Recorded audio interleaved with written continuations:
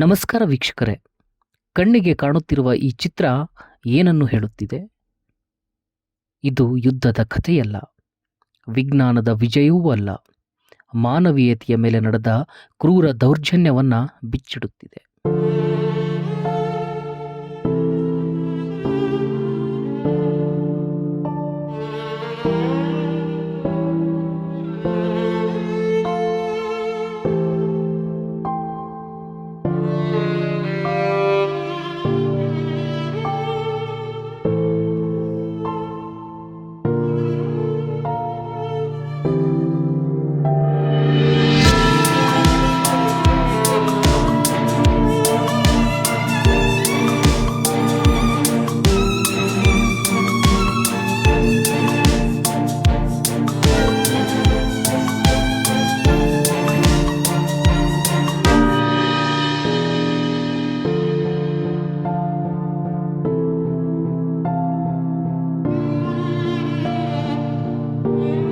ಸಾವಿರದ 1945 ಆಗಸ್ಟ್ 9ರಂದು ನಾಗಸಕಿಯ ಮೇಲೆ ಬಿದ್ದ ಪರಮಾಣು ಬಾಂಬ್ ಕ್ಷಣ ಮಾತ್ರದಲ್ಲಿ ಸಾವಿರಾರು ಜೀವಗಳನ್ನು ನಾಶ ಮಾಡಿತು.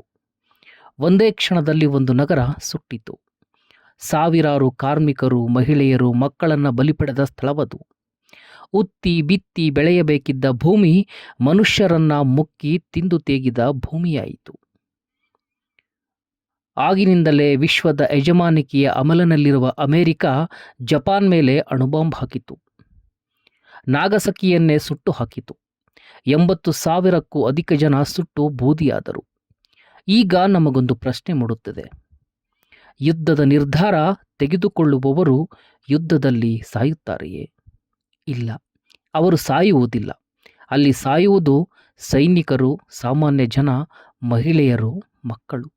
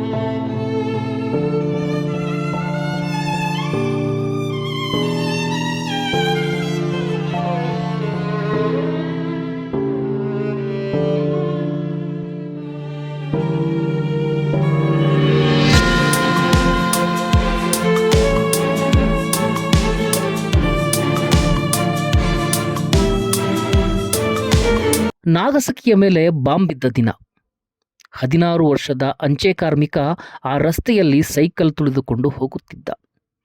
ಬಿಸಿಲಿನ ಕಾರಣ ಅಂಗಿ ತೊಟ್ಟಿರಲಿಲ್ಲ. ಬಾಂಬ್ ಬೀಳುವಾಗ ಆತ ಪತ್ರೆಗಳನ್ನು ಹಿಡಿದಿದ್ದ. ಆದರೆ ಆ ಬಾಂಬ್ಗೇನು ಗೊತ್ತು ಇವನು ಕಾರ್ಮಿಕ ಎಂದು? ಬಾಂಬ್ನ ಶಾಖಕ್ಕೆ ಆತನ ಬೆನ್ನು ಸುಟ್ಟು ಕರಗಿ ಹೋಯಿತು. ನನ್ನ ನೋವು ಇತಿಹಾಸವಾಗಬಾರದು, ಅದು ಎಚ್ಚರಿಕೆಯಾಗಬೇಕು ಎಂದು ಆತ ಕರೆ ನೀಡಿದ. ಆತ ಯಾರೆಂದರೆ ಮಾನವ ಹಕ್ಕುಗಳ ಸಾಕ್ಷಿ ಸುಮಿತೇರು ತಾನಿಗುಚಿ.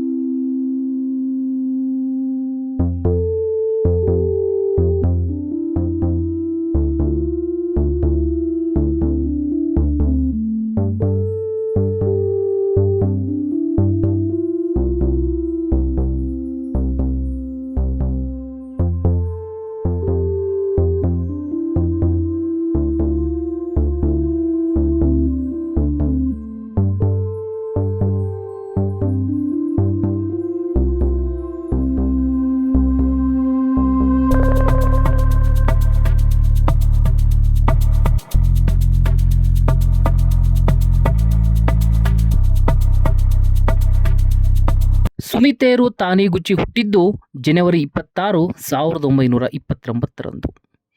ಆಗಸ್ಟ್ 30, 2017ರಂದು ಅವರು ನಿಧನರಾದರು.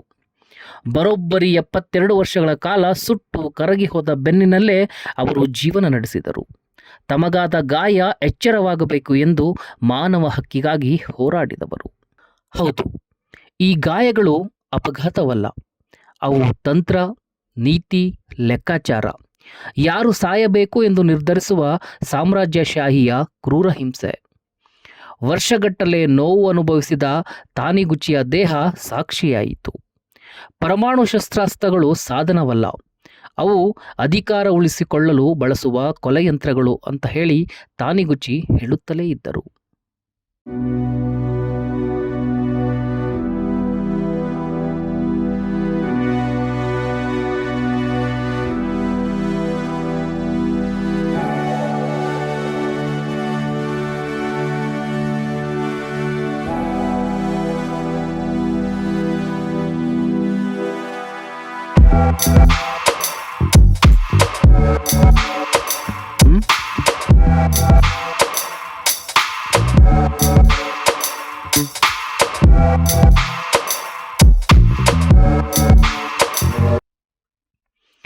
ನಾಗಾಸಕಿಯ ಮೇಲೆ ಬಿದ್ದ ಬಾಂಬನ್ನು ಏನೆಂದು ಕರೆಯಬೇಕು?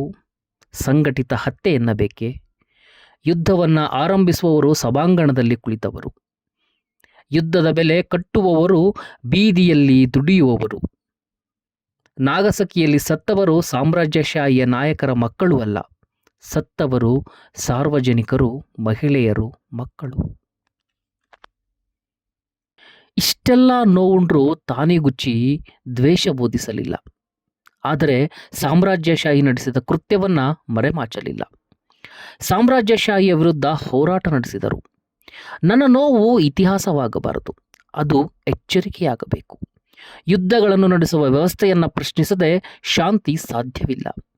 ಪರಮಾಣು ಶಸ್ತ್ರಾಸ್ತ್ರಗಳಿಲ್ಲದ ಜಗತ್ತು ಕೇವಲ ನೈತಿಕ ಕನಸು ಅಲ್ಲ, ಅದು ಶೋಷಣೆಯಿಲ್ಲದ ಸಮಾಜದ ಅವಿಭಾಜ್ಯ ಭಾಗವಾಗಬೇಕು ಎಂದು ಆಗಸ್ಟ್ 30, 2017ರಂದು ತಾನಿಗುಚಿ ಜಗತ್ತಿನಿಂದ ಮರೆಯಾದರು. ಸುಮಿತೇರಿ ತಾನಿಗುಚಿ ಇಲ್ಲದಿದ್ದರೂ ಅವರ ಗಾಯಗಳು ಇನ್ನೂ ನಮ್ಮ ಎದುರೇ ನಿಂತಿವೆ. ಅವು ನಮ್ಮನ್ನು ಪ್ರಶ್ನಿಸುತ್ತಿವೆ, ಕಾಡುತ್ತಿವೆ.